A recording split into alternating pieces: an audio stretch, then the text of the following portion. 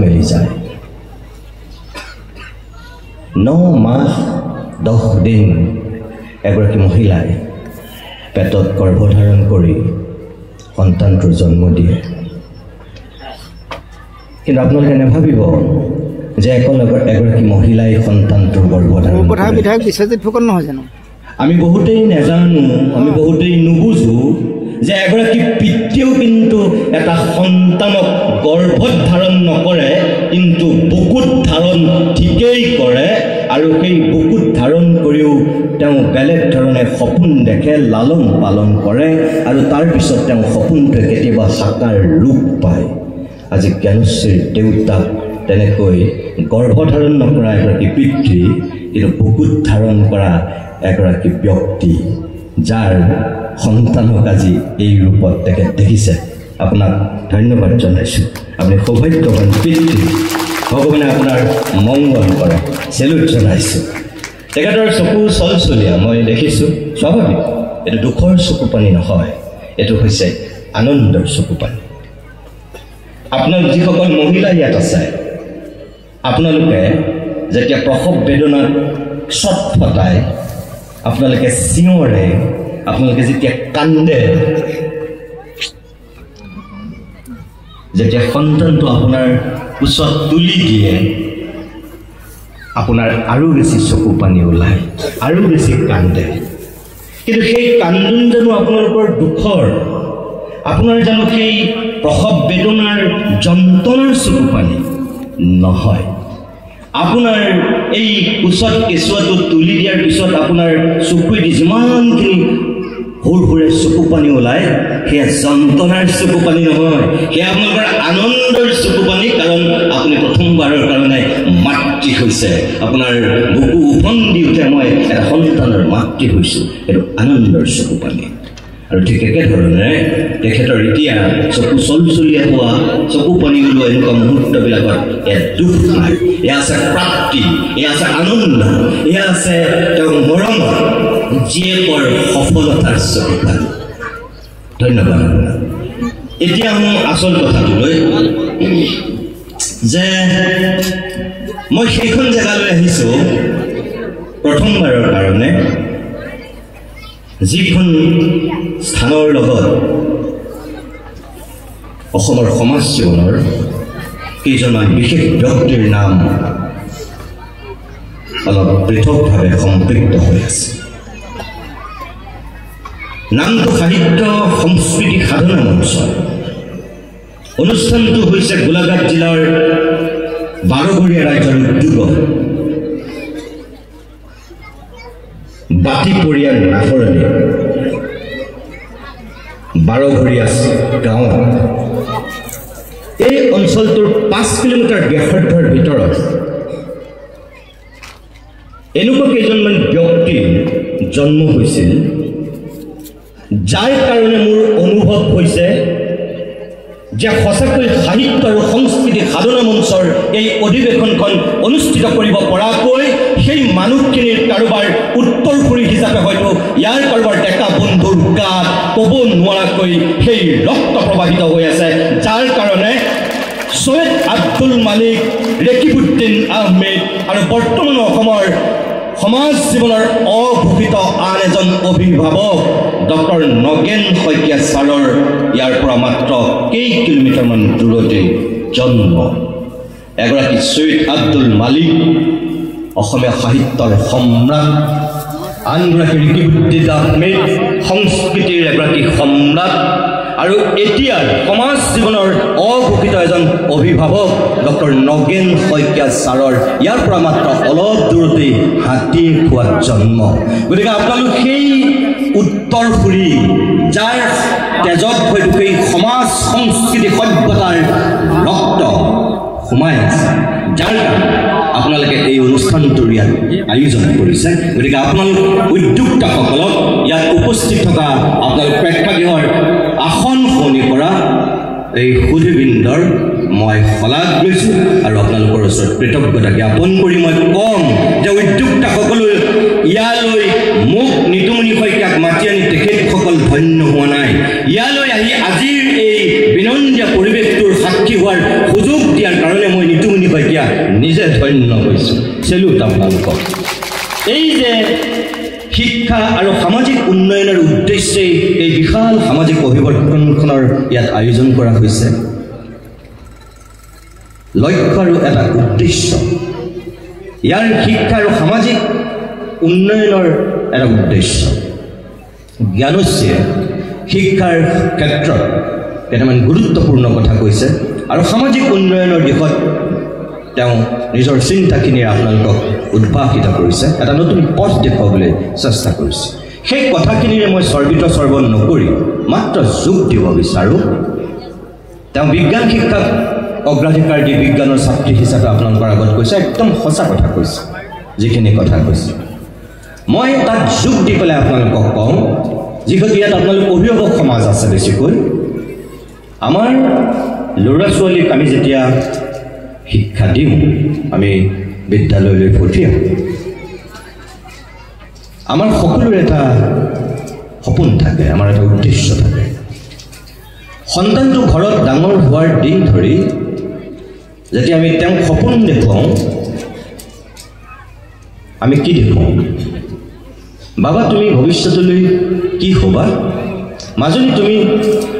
ডাঙৰ মানুহ হ'ব লাগিব দেই আগলৈ বাবা তুমি বহুত ডাঙৰ মানুহ হ'ব লাগিব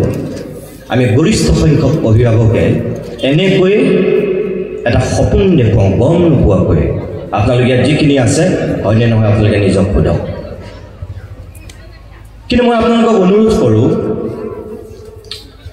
ডাঙৰ মানুহ হোৱাৰ সপোন দেখুৱাটো বেয়া নহয় ভাল কথা ডক্টৰ ইঞ্জিনিয়াৰ প্ৰফেচৰ মহাকাশ বিজ্ঞানী বহুত লাখ টকাৰ দৰমহা পোৱাই এজন বিষয়া হোৱাৰ সপোন দেখুৱাটো বেয়া কথা নহয় ভাল কথা কিন্তু শিক্ষাৰ উদ্দেশ্য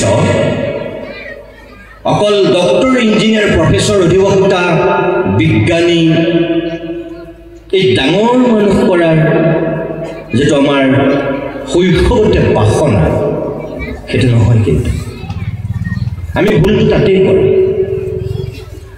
মোৰ অনুৰোধ আপোনালোকৰ ওচৰত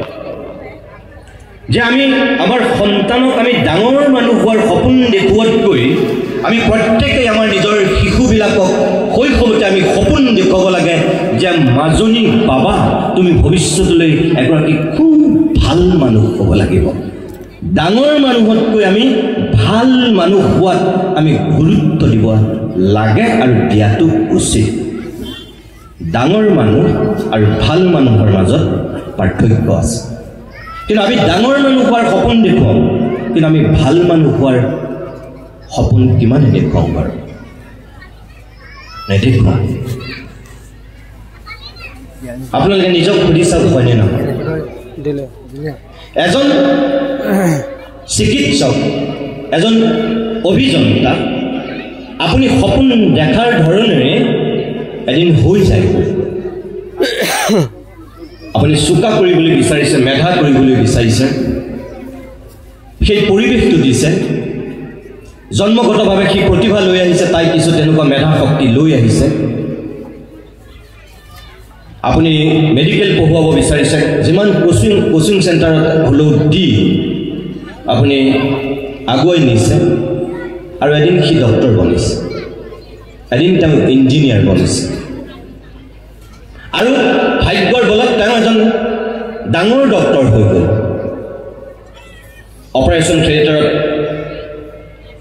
যেনেকুৱা ৰোগী নুসুমুৱাওক তেওঁ অপাৰেশ্যন কৰি ঠিক কৰিব পাৰে এজন মেডিচিন বিশেষজ্ঞ যদি হৈছে তেওঁ মেডিচিনৰ কোৱালিটি চিকিৎসকক দিয়া নিৰ্দেশাৱলী ইমানেই মহান যে তেওঁ এটা সুকীয়া নাম হৈ যায় কিন্তু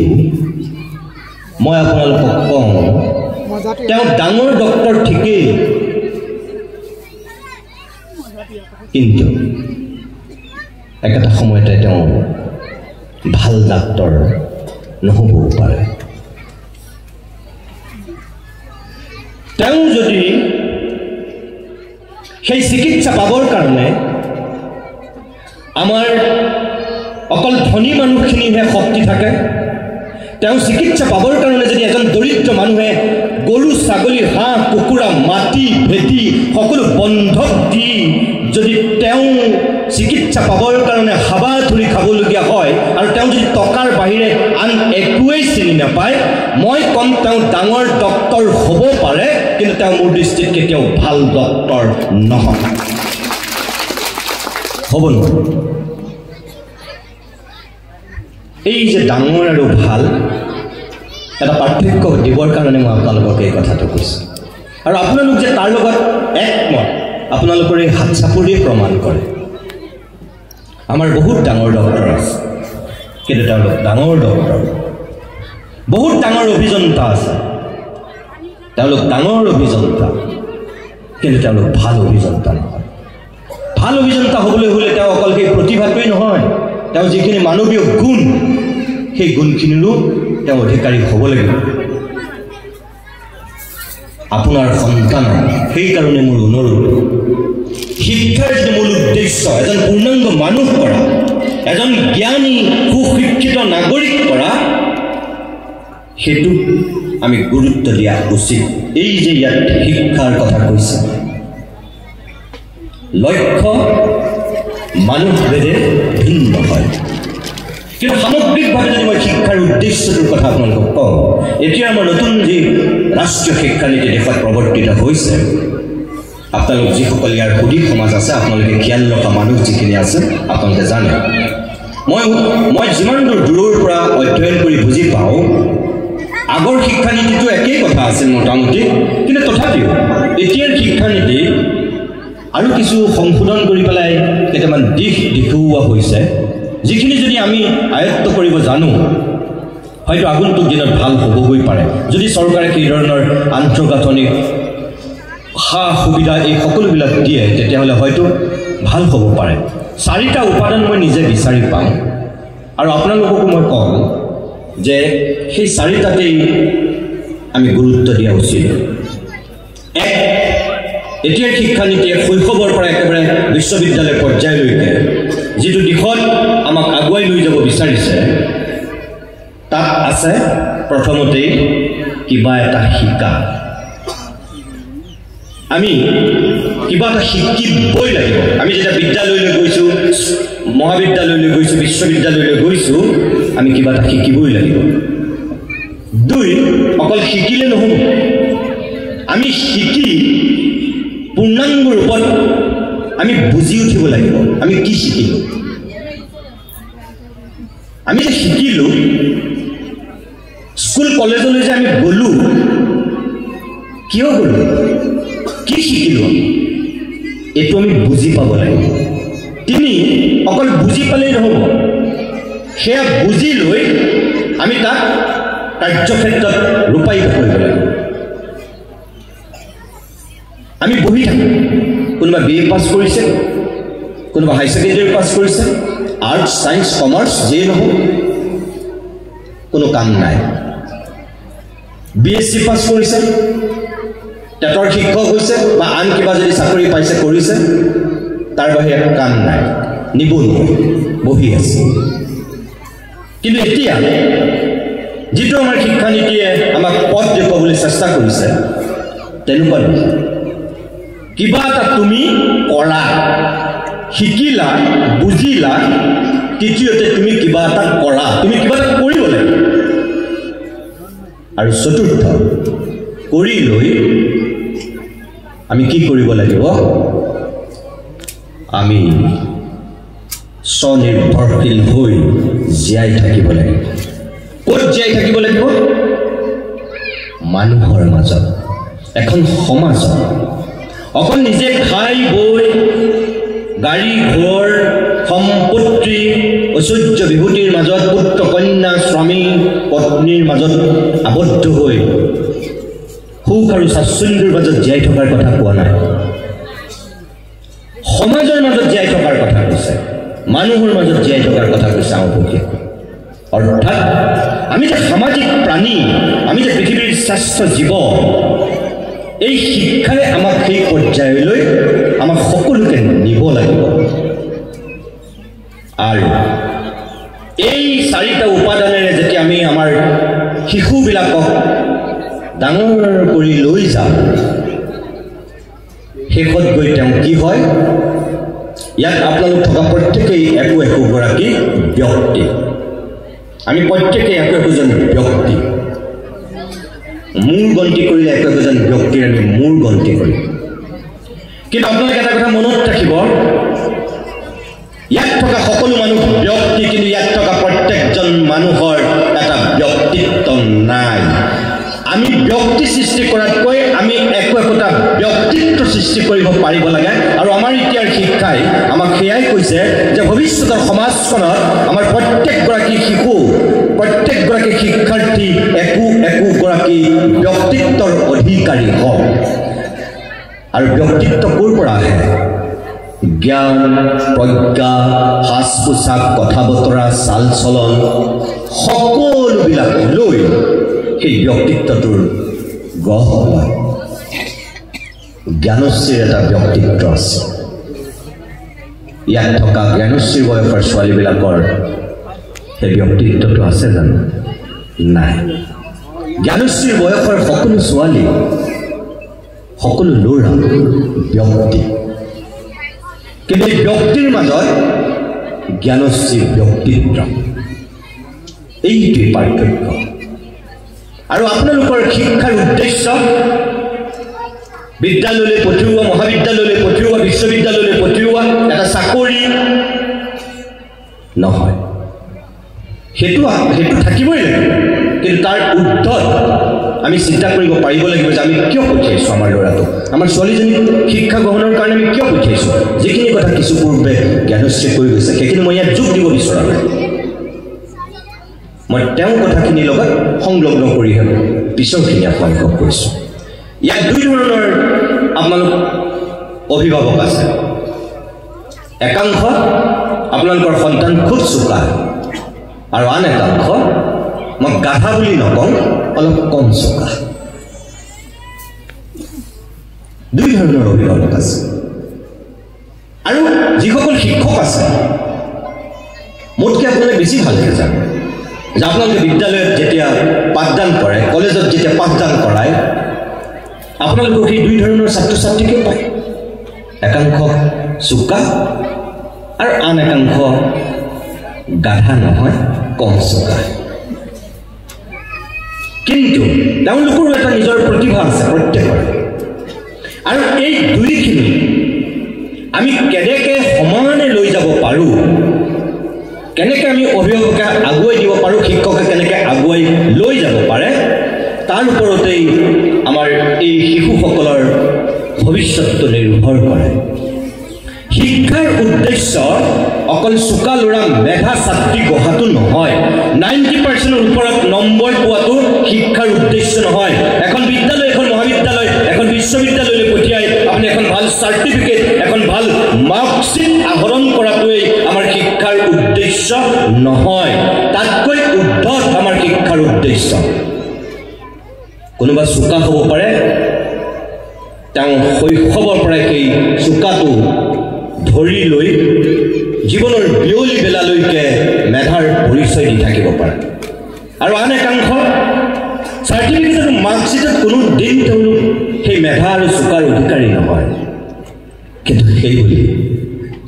তেওঁলোক আমাৰ সমাজখনৰ আপদ বিপদ নহয় তেওঁলোকো আমাৰ কাৰণে সম্পদ doctor Hiren Gohain doctor Amarjyoti Choudhury doctor Dhruvajyoti Bora doctor Birendranath Dutta এই গুৱাহাটীৰ আৰক্ষী আয়ুক্ত দুদিনৰ পূৰ্বলৈকে হৈ থকা দিগন্ত বৰাৰ পৰা সংগীত জগতৰ মৌচুমী চুবুৰীয়ালৈকে যদি মই আপোনালোকক কওঁ এওঁলোক ছাত্ৰ অৱস্থাটো চোকা আৰু এতিয়াও চোকা তেতিয়াও তেওঁলোকে ষ্টেণ্ড কৰিছিল আৰু এতিয়াও তেওঁলোকে অসমৰ সমাজ জীৱনত ষ্টেণ্ড কৰি আছে হয়নে নহয় আপোনালোকে চাওক হীৰেণ গোহাঁই ছাৰে ছাত্ৰ অৱস্থাতে ষ্টেণ্ড কৰিছে এতিয়াও ষ্টেণ্ড কৰি আছে সমাজত অমৰজ্যোতি চৌধুৰী ছাৰে তেতিয়াই মেট্ৰিকত ফাৰ্ষ্ট হায়াৰ ছেকেণ্ডেৰীত ফ'ৰ্থ হৈছে দিগন্ত বৰাই তেতিয়াই মেট্ৰিকত ছেকেণ্ড হায়াৰ ছেকেণ্ডেৰীত 9th পজিশ্যন পাইছে ধ্ৰুৱজ্যোতি বৰাই তেতিয়াই গোটেই নৰ্থ ইষ্টৰ ভিতৰত তেওঁ টপাৰ হৈছে মেডিকেলত ফাৰ্ষ্ট ফাৰ্ষ্ট ক্লাছ ফাৰ্ষ্ট হৈছে এতিয়াও তেওঁ সেই চোকাৰ পৰিচয় দি আছে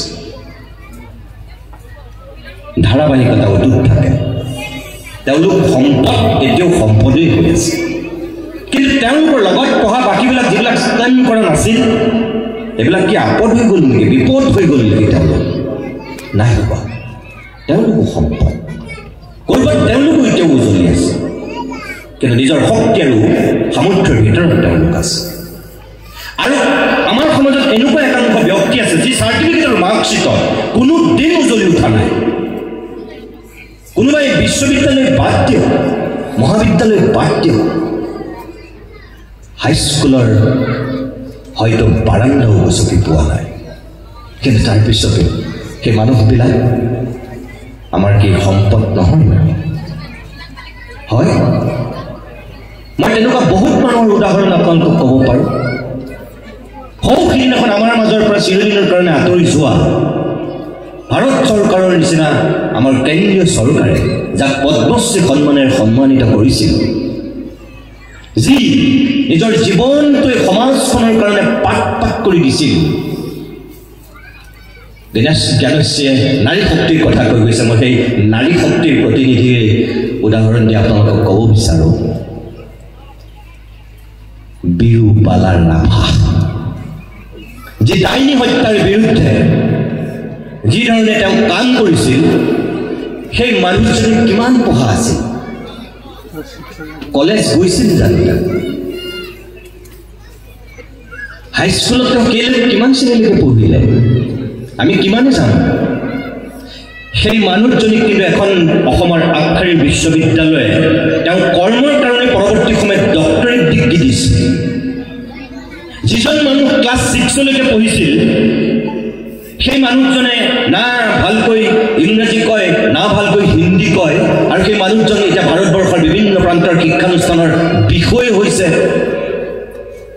পৃথিৱীৰ বিভিন্ন আগশাৰীৰ বিশ্ববিদ্যালয়ত তেখেত কথা ক'বলৈ যায় লগত দুভাষী থাকে আৰু সেই মানুহজনৰ নামেই হৈছে অৰণ্য মানৱ যাদৱ পায়েং কিমান পঢ়িছিল কিমান চোকা আছিল তেওঁলোকতো উজলি উঠিছে আপোনালোকৰ এই গোলাঘাটৰ দুগৰাকী সুসন্তান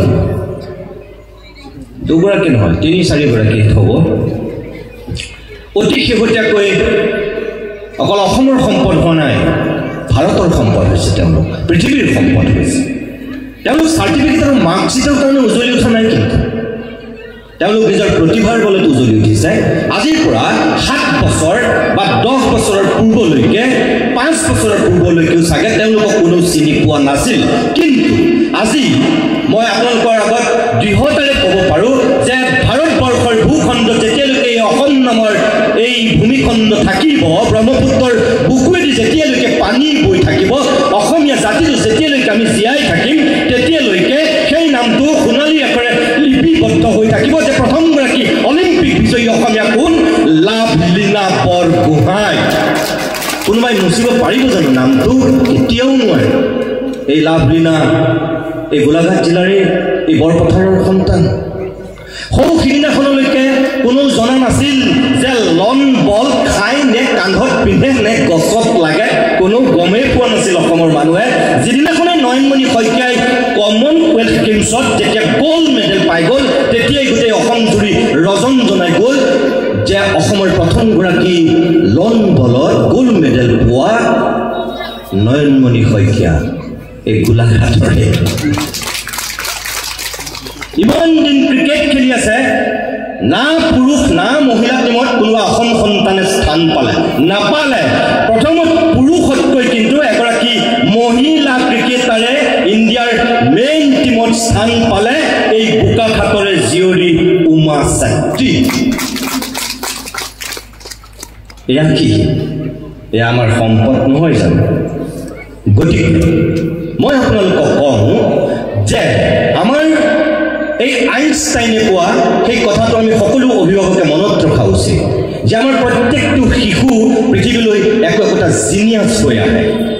জিনিয়াছ আমি তেওঁলোকক লৈ যাব পাৰিব লাগে, আমি তেওঁলোকক বাট দেখুৱাব পাৰিব লাগে অভিভাৱকসকলে, আৰু শিক্ষকসমূহে যে তেওঁলোকৰ প্ৰতিভা বুজি তেওঁলোকক আগুৱাই দিব পাৰিব লাগে। আমাৰ ভুল তাতেই হয়, আগতেও হৈছিল, এতিয়াও হৈ আছে। সেই ভুলটো যেতিয়া নহয় তেতিয়া কিন্তু শিক্ষাৰ প্ৰকৃত লক্ষ্য আৰু উদ্দেশ্য আমি নিজৰ সন্তানক লৈ যাব পাৰোঁ, শিক্ষকে শিক্ষাৰ্থীক লৈ যাব পাৰে, আৰু এদিন সেই আচল মানুহজন গঢ়ি তুলিব পাৰে। এই যে আইনষ্টাইনে কৈছিল, এটা মাছক যদি আপুনি তাল গছত উঠাবলৈ কোটি কোটি বাৰো চেষ্টা কৰে তেতিয়াহ'লে কেতিয়াও মাছটো তাল গছত নুঠে, মাছ পানীতেই থাকিব। আমি আমাৰ শিশুৰ প্ৰতিভা অনুযায়ী আমি সেই চেষ্টাটো কৰিব লাগে যে সি এই পৃথিৱীখনলৈ কোনটো কেপাচিটিত আহিছে, তাই কি লৈ আহিছে। তাই যদি সংগীতত ৰাগ, তাই যদি অভিনয়ত ৰাগ, তাই যদি কিবা বিউটিচিয়ান কৰি নিজকে সৌন্দৰ্য চৰ্চা কৰি তাই ভাল পাইছে, আপুনি বাধা নিদিব। ল'ৰাটোৱে যদি ঘৰত টুক টাককৈ কিবা এটা সাজিবলৈ চেষ্টা কৰি আছে, আপুনি ধমকি দি তাক বাধা নিদিব, দিয়ক কৰিবলৈ দিয়কচোন, চাওক সিনো কি কৰিব বিচাৰিছে, তাইনো কি কৰিব বিচাৰিছে, চাওক অলপ। আৰু যিবিলাক মাক দেউতাকে তেনেকৈ আগুৱাই দিব পাৰে সেইবিলাক সন্তান উজলি উঠে। যেনেকৈ হীৰেণ গোহাঁই ছাৰক আগুৱাই দিছিল, যেনেকৈ অমৰজ্যোতি চৌধুৰীক লক্ষ্যধৰ চৌধুৰীয়ে আগুৱাই দিছিল, তেনেকৈ উমা চেত্ৰী, নয়নমণি শইকীয়া, লাভলীনা বৰগোহাঁইক আগুৱাই দিছিল। আন এগৰাকী আপোনালোকৰ গোলাঘাটৰ এই অঞ্চলটোৰ, যোৰহাট গোলাঘাট এই অঞ্চলটোৰ নহ'লেও আজি অসমৰ তেওঁ সুসন্তান। তেনেকুৱা পৰিয়াল আপোনালোক ইয়াত থাকিব পাৰে যে আমি অৰ্থনৈতিকভাৱে কেতিয়াবা যেতিয়া দৰিদ্ৰপৃষ্ট হওঁ, আমি বিভিন্ন প্ৰত্যাহ্বানৰ মুখামুখি হওঁ। আমাৰ সপোন বহুত ডাঙৰ, কিন্তু আমাৰ অৰ্থনৈতিক অৱস্থাটোৱে আমাক সেই প্ৰত্যাহ্বান সৃষ্টি কৰাই দিয়ে সেই সপোনটোৰ পিছত দৌৰিবৰ কাৰণে। কিন্তু তাৰ পিছতো যিবিলাক মানুহৰ আত্মবিশ্বাস প্ৰচুৰ, যিটো কথা কিছু সময় পূৰ্বে জ্ঞানশ্ৰী আপোনালোকৰ আগত কৈ গৈছে, যে মই সেই কথাটো বিভিন্ন সভাই সমিতিয়ে কৈ আহিছোঁ যে মানুহে কেতিয়াও হাৰ মানিব নালাগে, যে মানুহৰ নিজৰ ওপৰত সদায় এটা আত্মবিশ্বাস সদায় অটুট ৰাখিব লাগে, যে যিমান ঘাত প্ৰতিঘাত আহিলেও, যিমান প্ৰত্যাহ্বান আহিলেও সেইখিনি নেওচি আমি আগুৱাই যামেই, আমি পাৰিম, কৰিম। তাৰ কাৰণে বেলেগ একো নালাগে, এটা ইচ্ছা শক্তি লাগে আৰু আনটো আত্মবিশ্বাস লাগে। এই দুটা যাৰ থাকে তেওঁ পাৰে। আৰু তাৰ উদাহৰণ, যিজনী ছোৱালীৰ এযোৰ দামী জোতা বাদ দিয়ক, প্ৰথম অৱস্থাত কম দামী জোতা পিন্ধাৰো কেপাচিটি নাছিল, খালী ভৰিৰে যিজনী ছোৱালীয়ে নিজৰ সপোনৰ পিছত দৌৰিছিল, এদিন ৰাস্তাত দৌৰিছে, তাৰপিছত ঘৰৰ ওচৰৰ খেলপথাৰখনত দৌৰিছে, সেই খালী ভৰিৰে দৌৰি দৌৰি সপোনটোৰ পিছত দৌৰা ছোৱালীজনী আজি এটা ইণ্টাৰনেশ্যনেল জোতা কোম্পানীৰ ব্ৰেণ্ড এম্বেচাডৰ হৈ গ'ল। আৰু কেমেৰাৰ সন্মুখত যেতিয়া জোতাৰ তেওঁ লেচ মাৰি দিয়ে, জোতাৰ লেচ মাৰি দিয়া সেই বিজ্ঞাপনত তেওঁ কোটি টকা পায়, কোটি টকা। আৰু নামটো হিমা দাস, ভিন এক্সপ্ৰেছ। এই যে সপোনৰ পিছত দৌৰিছে, সেইকাৰণে আজি হিমা সেই পৰ্যায়ত। এই কথাকেইটা মই আপোনালোকক কিয় কৈছোঁ, লাভলীনাৰ দেউতাক আৰু মাকে লাভলীনাই কি প্ৰতিভা লৈ পৃথিৱীলৈ আহিছে বুজি পাইছে, আৰু শিক্ষক সমাজেও তাইক আগুৱাই দিছিল। বোকাখাটৰ উমা চেত্ৰীৰ গাত কি প্ৰতিভা আছিল দেউতাক আৰু মাকে বুজি পাইছিল। সেই দৰিদ্ৰপীড়িত ঘৰখনৰ পৰা গৈ আজি সেই উমাই অষ্ট্ৰেলিয়া, নিউজিলেণ্ড, চাউথ আফ্ৰিকাত গৈ ভাৰতবৰ্ষক প্ৰতিনিধিত্ব কৰি ক্ৰিকেট খেলিছে। ৰিয়ান পৰাগৰ গাত কোনখিনি গুণ আছিল, সেই গুণ পৰাগ দাস আৰু তেওঁৰ মাক মিঠু বৌৱে বুজি পাইছিল কাৰণে ৰিয়ানক আগুৱাই দিছিল। আৰু সেইকাৰণেই অসমৰ প্ৰথমগৰাকী সন্তান পুৰুষ যি ভাৰতবৰ্ষৰ ইণ্ডিয়ান ক্ৰিকেট টীমত সেই জেগা পাইছে। এই আমাৰ এই প্ৰতিভাবিলাকক আমি তেনেকৈ আগুৱাই দিব পাৰিব লাগে। হিমাক যেনেকৈ মাক দেউতাকে আগুৱাই দিয়াৰ কাৰণে আজি হিমা সেই জেগাত পাইছিলোঁ।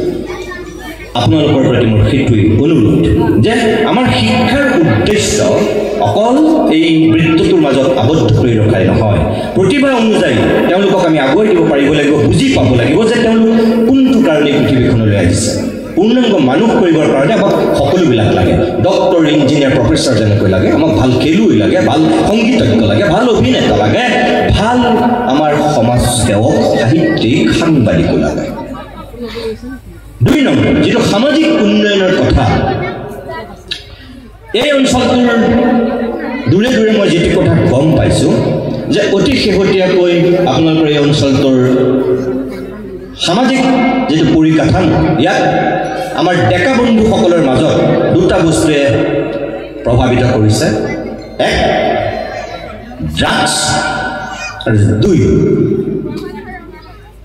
মদ সুৰা একাংশৰ মাজত লাহে লাহে এই মাদক দ্ৰব্যৰ যেটো প্ৰভাৱ এই অঞ্চলটোৰো কাৰোবাৰ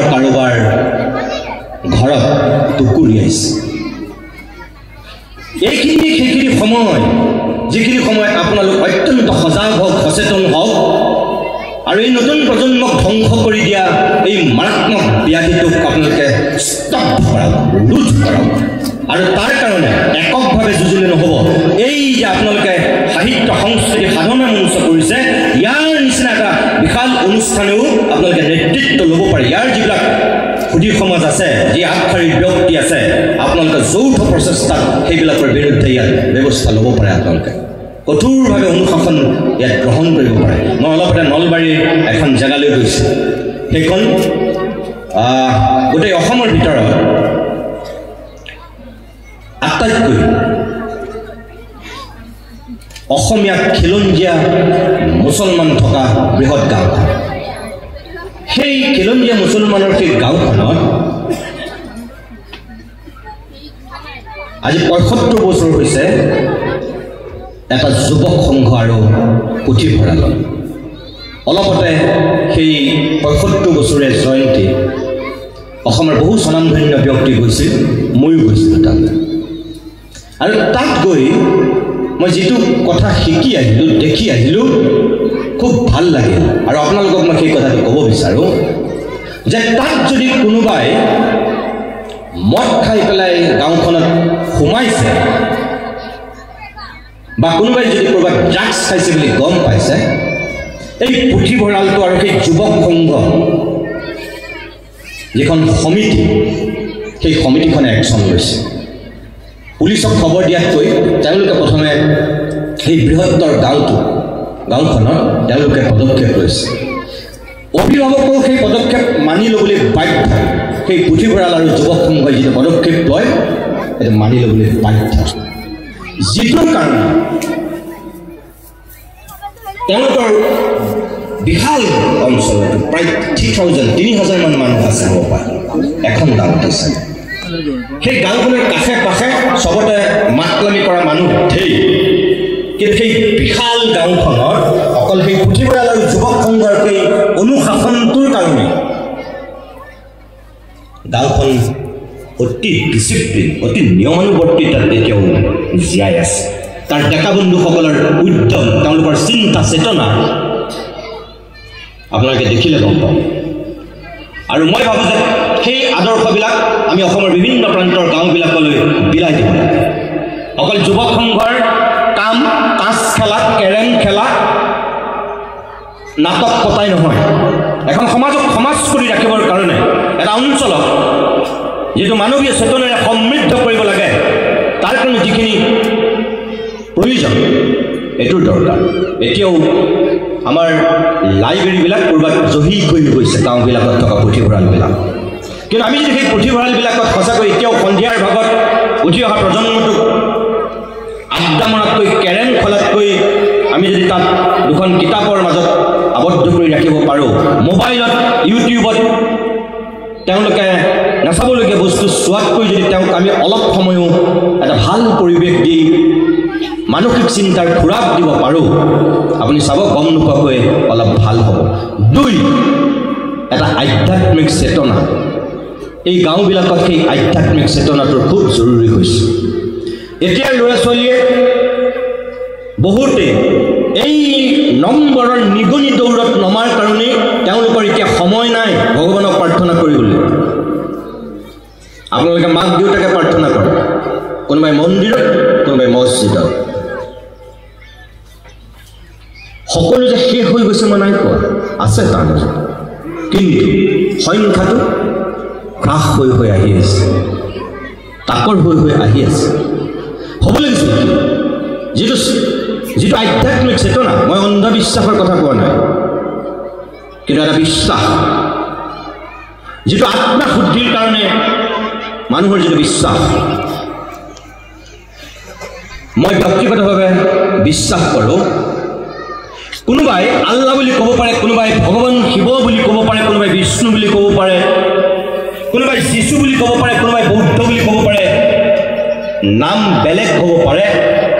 ৰূপ বেলেগ হ'ব পাৰে, কাৰোবাৰ কাৰণে গড, কাৰোবাৰ কাৰণে আল্লাহ, কাৰোবাৰ কাৰণে ভগৱান, কাৰোবাৰ কাৰণে যীশু, কাৰোবাৰ কাৰণে বৌদ্ধ, কিন্তু আপোনালোকে এটা কথা বিশ্বাস কৰিব, নাম বেলেগ, ৰূপ বেলেগ, শক্তি কিন্তু এটাই শক্তি, যিটো ব্ৰহ্মাণ্ড নিয়ন্ত্ৰণ কৰে, সেই নিয়ন্ত্ৰিত শক্তি এটাই। আৰু সেই শক্তিটোক বিশ্বাস কৰিবৰ কাৰণে আমাৰ অলপ আধ্যাত্মিক চেতনাৰ প্ৰয়োজন আছে। আৰু সেই আধ্যাত্মিক চেতনা জাগ্ৰত কৰিবৰ কাৰণে আমাৰ অভিভাৱকসকলে প্ৰথমে নিজৰ ঘৰখনৰ পৰাই সেই শিক্ষাটো দিয়াটো উচিত। তাত কি থাকে? নৈতিকতা থাকে, তাত মানৱতা থাকে, আৰু তাত মানুহ হোৱাৰ এটা বাসনা সোমাই থাকে। এই যে এতিয়া পশু হৈছে মানুহবিলাক, এই যে আপুনি মই নুশুনিবলগীয়া কথাবিলাক শুনো, নেদেখিবলগীয়া দৃশ্যবিলাক দেখোঁ, নঘটিবলগীয়া ঘটনাবিলাক সদায় ঘটি আছে। কোনোবা পুতেকক দেউতাকে কাটিছে, কোনোবা মাকক জীয়েকে কাটিছে। এইখন অসমতেই গিৰিয়েকক পতা গুটিৰে মাৰি মাৰি মাৰি হত্যা কৰিছে। কোনোবা এগৰাকী মহিলাই ২৭ টুকুৰা কৰিছে গিৰিয়েকক, আৰু কোনোবা গিৰিয়েকো আকৌ কোনোবা পত্নী ১৯ টুকুৰা কৰিছে। এইবোৰ কিয়, ক'ৰ পৰা হৈছে? সেইখন সমাজ আমাৰ কাম্য নেকি? কোনোবাই বিচাৰে নেকি আপোনালোকে? এই যে এই গোলাঘাটৰ এই নিচে গাতে লাগি থকা এই যোৰহাটত যোৱা বছৰ যিটো ঘটনা সংঘটিত হৈছিল, আপোনালোকে বিচাৰে নেকি আপোনালোকৰ গাঁওবিলাকত, আপোনালোকৰ ঘৰবিলাকত কেতিয়াবা তেনেকুৱা এটা পৰিৱেশ অহাটো? এই ৩টা সন্তান, এটা বিদেশত বেংককত আছিল চাগৈ এজন, আৰু আনজন কিবা গেংকক নে ক'ত আছিল, আৰু জীয়েক। এই যে মহিলাগৰাকী গৰম দিনত হাতত বিচনীখন লৈ থকাৰ অৱস্থাতেই যে বিচনাখনত জকা হৈ গৈছিল, ১৫-১৭ দিন ধৰি যে গেলি গেলি গেলি গৰম দিনত এটা জকালৈ ৰূপান্তৰিত হৈছিল। তেওঁলোকৰ ঘৰৰ ৩টা সন্তানেই কিন্তু সুশিক্ষিত আছিল, কোনোবা হয়তো ডক্টৰ, কোনোবা চাগে ইঞ্জিনিয়াৰ। আৰু যেতিয়া জীয়েকগৰাকীক সাংবাদিকে প্ৰশ্ন সুধিবলৈ গৈছিল, তেওঁ মুখত অসমীয়া ওলোৱাই নাছিল, ইংৰাজী আখৈ ফুটালি ফুটিছিল, অৰ্থাৎ তেওঁ উচ্চ শিক্ষিত। কিন্তু তাৰপিছত হাতত বিচনী লৈ থকা অৱস্থাতেই মাকজনী জকা হৈ গৈছে। লাগে নেকি আমাক তেনেকুৱা উচ্চ শিক্ষিত, সুশিক্ষিত, তেনেকুৱা ডাঙৰ মানুহ? আপোনালোকক যদি লাগে মই নাজানো, মোক অন্ততঃ তেনেকুৱা ডাঙৰ মানুহ আমাৰ ঘৰবিলাকত জন্ম হোৱাটো মই নিবিচাৰোঁ। আমাৰ সন্তান তেনেকুৱা হ'ব নালাগে। আমাৰ সন্তান হ'ব লাগিব আমাৰ গুৰু গোসাঁই মনা, আমাৰ দেউতাকক দেউতা বুলি মতা, আব্বা বুলি মতা, আমি বুলি মতা, মা বুলি মতা, ককাক ককা বুলি মতা, আইতা বুলি মতা, বৰ্তা খুৰা পেহা সকলোকে যিটো শ্ৰদ্ধা, শিক্ষাগুৰুক যিটো সন্মান, সেইখিনি কৰাটো আমাৰ সন্তানৰ সদায় দায়িত্বৰ কৰ্তব্য হোৱা উচিত। সেই মানৱতা শিকা উচিত। আৰু সেইখিনিৰ কাৰণে আমাক কি লাগে? এই যে সামাজিক উন্নয়নৰ কথা ইয়াত কোৱা হৈছে, এই ঘৰখনে প্ৰথম সেই পৰিৱেশটো তৈয়াৰ কৰিব লাগিব, তাৰপিছত গাঁওখনে কৰিব, তেতিয়াহে সমাজখনে কৰিব। যদি ঘৰখনত আমি কৰিব নোৱাৰোঁ, তেতিয়া কিন্তু আমাৰ গণ্ডগোল হ'ব। মোৰ আপোনালোকৰ প্ৰতি অনুৰোধ যে আজিৰ সামাজিক ব্যৱস্থাত আমি মানুহবিলাক মানুহ হৈ জীয়াই থকাতকৈ আমি কিবা কিবি কাৰণত এতিয়া আমি জীয়াই থাকিব বিচাৰিছোঁ। কোনোবা হিন্দু হৈ, কোনোবা ইছলাম হৈ, কোনোবা খ্ৰীষ্টান হৈ, কোনোবা বৌদ্ধিষ্ট হৈ। আমাক কোনোবাই জীয়াই ৰাখিব বিচাৰিছে হিন্দু কৰি, কোনোবাই জীয়াই ৰাখিব বিচাৰিছে মুছলমান কৰি, জীয়াই ৰাখিব বিচাৰিছে খ্ৰীষ্টান কৰি। ভুল। আমি সকলো পৃথিৱীলৈ আহিছোঁ নাঙত হৈ অকলে আৰু আমি গুচিও যাম অকলে আমি কাকো লগত লৈ নাযাওঁ কাৰোবাক পুতিব কাৰোবাক জ্বলাব পাৰ্থক্য সেইটোৱেই মাত্ৰ কিন্তু জ্ঞানশ্ৰী কোৱাৰ দৰে হিন্দুক কাটিলেও যেনেকৈ ৰঙা তেজ ওলাব মুছলমানক কাটিলেও একেই ৰঙা তেজ ওলাব খ্ৰীষ্টানক কাটিলেও একেই ৰঙা তেজেই ওলাব গতিকে আমি হিন্দু হৈ জীয়াই থকাতকৈ আমি ইছলাম হৈ জীয়াই থকাতকৈ আমি খ্ৰীষ্টান হৈ জীয়াই থকাতকৈ আমি জীয়াই থাকোঁ আহক মানুহ হৈ মানুহ গতিকে আমি আমাৰ শিশুবিলাকক ডাঙৰ কৰোঁ আহক হিন্দু কৰি নহয় মুছলমান কৰি নহয় খ্ৰীষ্টান কৰি নহয় আমি তেওঁলোকক ডাঙৰ কৰোঁ আহক মানুহ কৰি ডাঙৰ কৰোঁ আৰু তেতিয়াই আমাৰ এখন সমাজ হৈ থাকিব এটা জাতি হৈ থাকিব এখন দেশ হৈ থাকিব আপোনালোক যিখিনি মানুহ ইয়াত জীয়াই আছে আমি সকলো অসমীয়া কোনোবা ইয়াত হিন্দু আছে কোনোবা ইয়াত ইছলাম আছে কোনোবা ইয়াত হয়তো খ্ৰীষ্টান আছে কিন্তু আমি যদি নিজক সামগ্ৰিকভাৱে পৰিচয় দিওঁ কি বুলি আমি অসমীয়া আৰু আমি যেতিয়া অসমীয়া বুলি পৰিচয় দিওঁ অকলেই কোচ কলিতা বামুণ গোসাঁই আহোম চুতীয়া এইকেইটা মানুহেই নহয় অসমত বসবাস কৰা প্ৰত্যেকটো জাতি জনগোষ্ঠী আমি সকলো বৃহত্তৰ অসমীয়া কোনোবা আহোম কোনোবা মটক কোনোবা মিচিং কোনোবা দেউৰী কোনোবা খামতি কোনোবা কাৰ্বি কোনোবা ডিমাচা কোনোবা ৰাজবংশী বড়ো সকলো কিন্তু আমি বৃহত্তৰ অসমীয়া আৰু আমাৰ এই অসমীয়া পৰিচয়টো আমাক কিহে দিছে ভাষা সাহিত্য সংস্কৃতি আৰু ইয়াত আপোনালোকে কি কৰিছে এই সাহিত্য আৰু সংস্কৃতিৰে সাধনা কৰিছে কিয় যে আমাৰ সমাজখনক ৰাজনীতিয়ে ভাগ কৰে কিন্তু সাহিত্য আৰু সংস্কৃতিয়ে সদায় এক কৰে ৰাজনৈতিক নেতাই আমাক ভাগ কৰে হিন্দু কৰে মুছলমান কৰে খ্ৰীষ্টান কৰে কিন্তু সাহিত্য আৰু সংস্কৃতিয়ে সেইবিলাক একো নকৰে মানুহ কৰে মানুহ ৰাজনৈতিক নেতাই সংঘাত সৃষ্টি কৰে আৰু এই সাহিত্য সংস্কৃতি কৰা মানুহে সংঘাত নিখিছে সংঘাত নিবিয়পায় কি কৰে সমন্বয় সম্প্ৰীতি সম্বন্ধ মজবুত কৰে আৰু মই ভাবোঁ এই সাহিত্য সংস্কৃতি সাধনা মঞ্চই ইয়াত সেই সম্প্ৰীতি সমন্বয় আৰু সম্বন্ধ মজবুত কৰিবৰ কাৰণে এই অনুষ্ঠানটোৰ আয়োজন কৰিছে তেওঁলোকৰ লক্ষ্য আৰু উদ্দেশ্য সফল হওক তেওঁলোকৰ ভৱিষ্যত দৰ্শন অসমৰ সদিয়াৰ পৰা ধুবুৰীলৈ বিয়পি পৰক উদাৰ মনেৰে এনেকুৱা এটা পদক্ষেপ লওক বহুতেই অনুসৰণ কৰক অনুকৰণ কৰক আৰু সঁচা এখন সমাজ গঢ়ি তোলক য'ত উচ্চ নীচ কোনো ধৰ্মীয় ভেদাভেদ কোনো ধনী দুখীয়া এইবিলাক য'ত নাথাকিব য'ত আমি সকলো এক য'ত শ্ৰেণীহীন এখন সমাজ আমি সকলোৱে বিচাৰোঁ সেই সমাজখন যাতে আমি সকলোৱে পাওঁ তাৰ কাৰণে এই সাহিত্য সংস্কৃতি সাধনা মঞ্চৰ দৰে অনুষ্ঠানৰ প্ৰয়োজন আছে গতিকে আপোনালোক সেই দিশত অগ্ৰসৰ হওক আপোনালোকলৈ শুভেচ্ছা জনালোঁ পুনৰবাৰ এই অনুষ্ঠানটোলৈ মোক আমন্ত্ৰণ কৰাৰ কাৰণে উদ্যোক্তাসকলক ধন্যবাদ আৰু কৃতজ্ঞতা জ্ঞাপন কৰি এই বিশাল সামাজিক অভিৱৰ্তনত দুপৰীয়াৰ পৰা এতিয়ালৈকে ধৈৰ্য আৰু সহ্য কৰি আপোনালোকে যিখিনি মহানতাৰ পৰিচয় দিলে মোৰ ক'বলৈ মন গৈছে যে সুনিতা উইলিয়ামছৰ পিছত চাগে ধৈৰ্যশীল মহিলা যদি ক'ৰবাত আছে তেনেহ'লে আপোনালোকে কাৰণ দেৱজিৎ ফুকনৰ পৰা মই গম পাইছিলোঁ যে আপোনালোক বোলে 11মান বজাতেই আহিছে এই 11 বজাৰ পৰা এতিয়া এই 4:30 বাজিবৰ হ'ল ইমান সময় যদি আপোনালোক ধৈৰ্য ধৰি সহ্য কৰি এই প্ৰখৰ ৰ'দে আপোনালোকক আমনি কৰাৰ পিছতো ইয়াৰ পৰা উঠি নগৈ এই যে ইমান সময় ভাষণ শুনি আছে 8 দিনৰ কাৰণে মহাকাশলৈ গৈ 8 মাহতকৈও বেছি সময় যেনেকৈ এতিয়া মহাকাশত আবদ্ধ হৈ সুনিতা উইলিয়ামছে ধৈৰ্যৰ এটা পৰিচয় দিছে ভাবক আপোনাৰ ল'ৰাটো আপোনাৰ ছোৱালীজনী আপোনাৰ স্বামী আপোনাৰ পত্নী 3 ঘণ্টা নাথাকিলে ক'ত আছা তুমি আপুনি ফোন কৰি ব্যাকুল কৰি দিয়ে আৰু সেই মানুহজনী কাৰো লগত একো সংযোগ নথকাকৈ মোটামুটি এই মহাকাশ নাছাৰ লগত যি সম্পৰ্ক সেইটো বাদ দি এই মহাকাশখনত 8 দিনলৈ যোৱা মানুহগৰাকী এতিয়া মাহৰ পিছত মাহ তাতেই থাকিছে কিমান ধৈৰ্য ধৰিছে এই ধৈৰ্যটো আপোনালোকেও ধৰাৰ কাৰণে আপোনালোকক মই বহুত বহুত ধন্যবাদ আৰু কৃতজ্ঞতা জ্ঞাপন কৰি এই অঞ্চলটোৰ সকলো ৰাইজৰ মৰম ভালপোৱা সদায় বুকুত খোদিত কৰি ৰাখিম বুলি প্ৰতিশ্ৰুতি দি আগন্তুক ভোগালী বিহুৰ আগতীয়াকৈ শুভেচ্ছা জনাই মোৰ বক্তব্যৰ ইমানতে সামৰণি মাৰিছোঁ। নমস্কাৰ।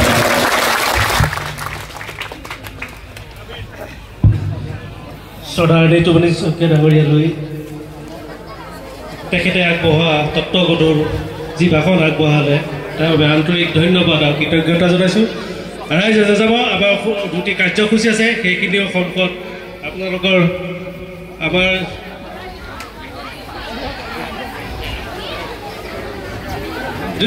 খন্তেক সময় ৰওক, আমাৰ এই কাৰ্যসূচী দুটা সমাপন হ'ব, খন্তেক সময় হ'ব, তাৰপিছতে আমি আমাৰ সভা ভংগ হ'ব। জলদি কৈছে মানুহবিলাক তাকে